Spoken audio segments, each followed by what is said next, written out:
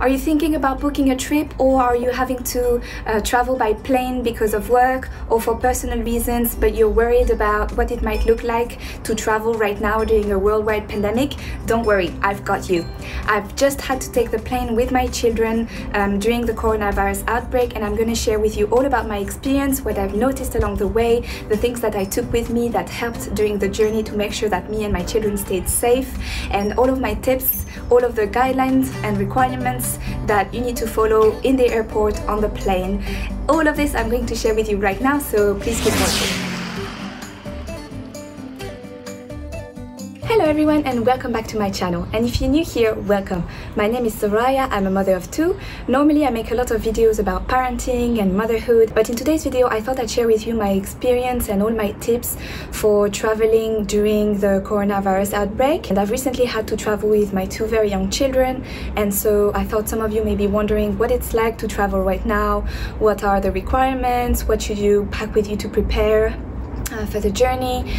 So I thought I'd share my experience with you. I've also recently made a video on all my tips to travel alone with two very young children, so if that's something you'd be interested in, it will be linked on the screen as well as in the description box below.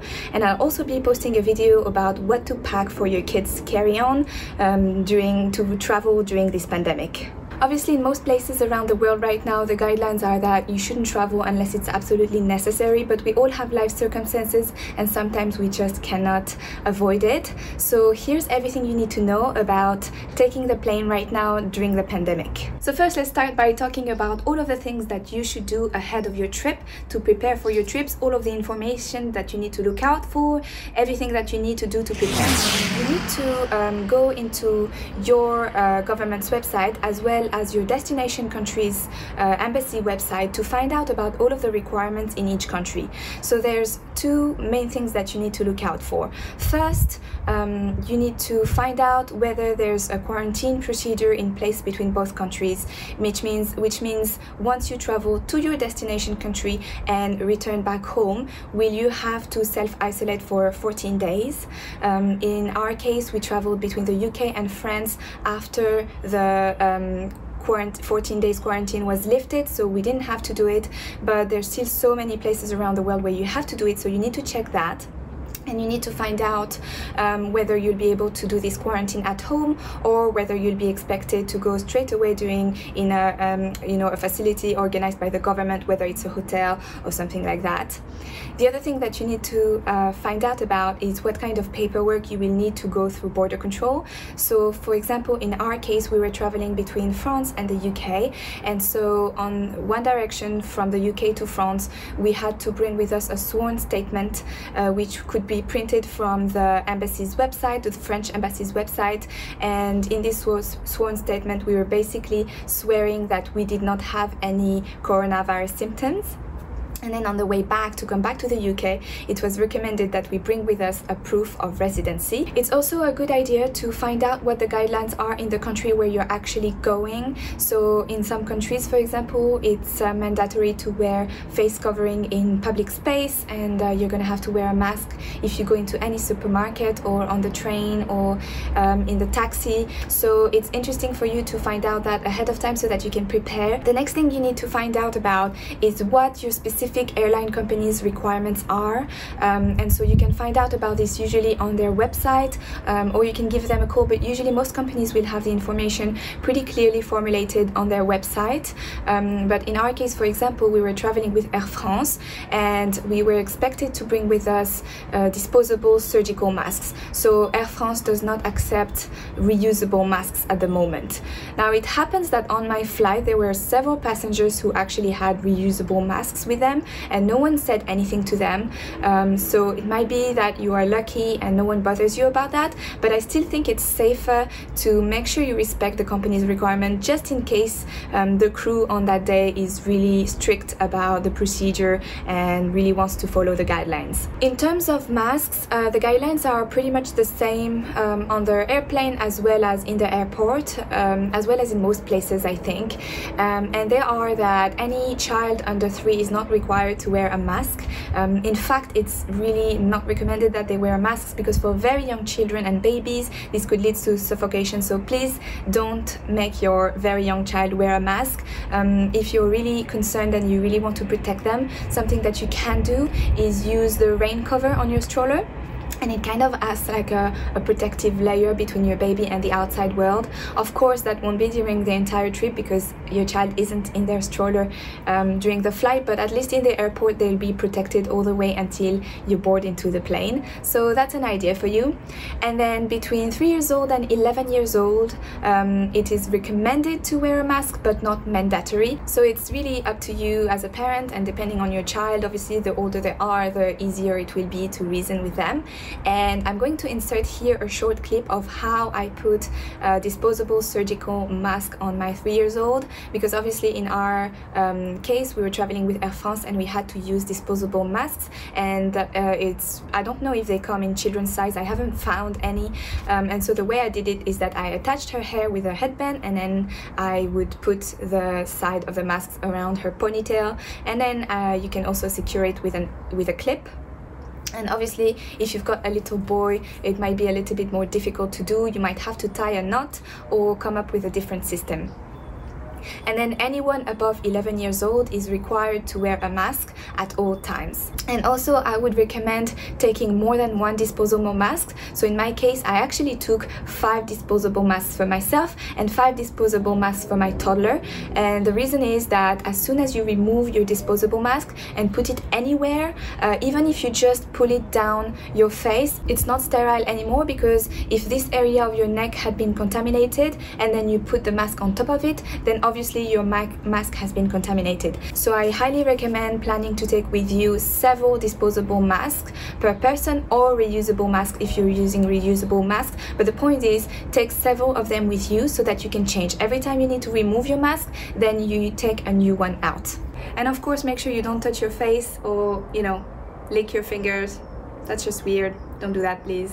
By the way, what's your scariest airplane experience? Why don't you tell me in the comments below what was the one thing that happened to you that was the most stressful or scary experience while traveling by plane? If you can, it's a good idea to go for a direct flight rather than a flight with connections, so that you avoid being exposed to even more airports. And if you have to take a connecting flight, then it's a good idea to find out what happens if there are specific requirements related to that. When you arrive at your final destination, they will look at where your last plane was coming from. So you may be traveling between the UK and France, and there's no quarantine necessary between these two countries. But if you took a stop into a third country where there are quarantine procedures in place, then once you reach your final destination, you may have to do this 14 days isolation no matter what. So it's a good idea to find out about that. Call the embassy of your final destination country if you need to find out what happens when you have a connecting flight. Some countries will also require that you actually get tested before you travel, so in that case you'll have to make sure that you go and take a COVID-19 test before the day of your travel, and that you have the results all ready to show. And when you're checking in, right before you drop your luggages off, usually a steward or a flight attendant will actually ask you for the results of your test to make sure that you don't have COVID-19. And of course, with the pandemic, things change every day. Right now in Europe, there's a fear that there might be a second wave, and we have seen a small increases in cases in different hotspots all across Europe. So definitely keep in mind that you may be able to travel to a country, but you don't know if you'll be able to come back. So it's really important that you keep in mind that things change very, very quickly. And so while you're on your trip, make sure that you keep checking the news and keep tracking what's happening in both countries, so that you are able to fly back and go back home before flights are cancelled. And now let's talk about the actual journey. So on the day of your trip, what happens when you go to the airport, when you're inside the airplane? I'm going to tell you all about it right now. Once you arrive at the airport, in many airports, anyone who is not flying will be expected to wait outside. They won't be allowed inside the airport, and this is new measures that some airports have put in place just to limit the risks of contamination and just to limit the crowd, so that there are not too many people inside of the airport. In our case, case in the Birmingham airport, people who were not flying were expected to wait outside, but in the Paris airport, Charles de Gaulle, which is a much bigger airport, then my mother was allowed to come inside the airport to pick me up, and then on the way back to bring me back to the airport to help me with check-in. So it really depends, I think, on the size of the airport as well as the policies in that specific airport. So I guess you'll find out once you reach the airport, but be prepared that it's a possibility. As you enter the airport, most airports will have measures in place to take your temperature, and if you have fever on that day or any of your child has fever, you may not be allowed to go through and to board your plane. So be aware of that. I know that for parents it can be really stressful, because in my case my son has been teething constantly for the past 6 months, and so fever is very much part of our daily life just because he's teething, and so he often has fever. So I was so stressed about him having fever as we board the plane, but thankfully he didn't. But it's not really an intrusive procedure at all. Basically, as you walk in through the gate, they have these type of cameras. They take your body temperature, so no one has to get close to you. There's just like a couple of guys sitting behind the screen as you pass through, and you may not even notice it, but your temperature is being taken. Obviously in the airport there's hand sanitizing stations everywhere for you to keep cleaning your hands, and I really encourage you to take advantage of them. Make sure you always keep that travel size bottle of hand sanitizer with you at all times, especially if you're traveling with young children. I don't think there's any spot in that airport that my toddler hasn't touched, so I was really glad that I could take out my hand sanitizer every time and just make sure I washed her hands thoroughly every 5 minutes.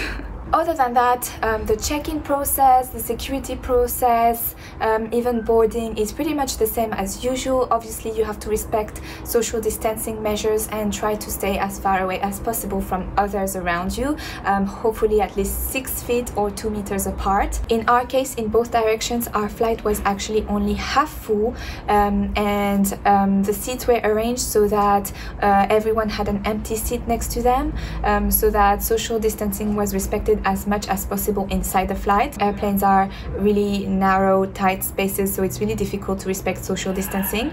But one thing that I would advise is taking with you disinfecting wipes, so that when you reach your seat you can try and disinfect the area as much as possible. A lot of airline companies have put in place a lot of new measures related to the pandemic, so you know, very intense cleaning measures, but also the air filters in the plane have been updated. And obviously, you know, normally most airline companies will have magazines and stuff like that for passengers, but because of the pandemic right now they don't have any, so make sure that you take with you books or magazines or anything that you want to entertain yourself and your kids during the flight.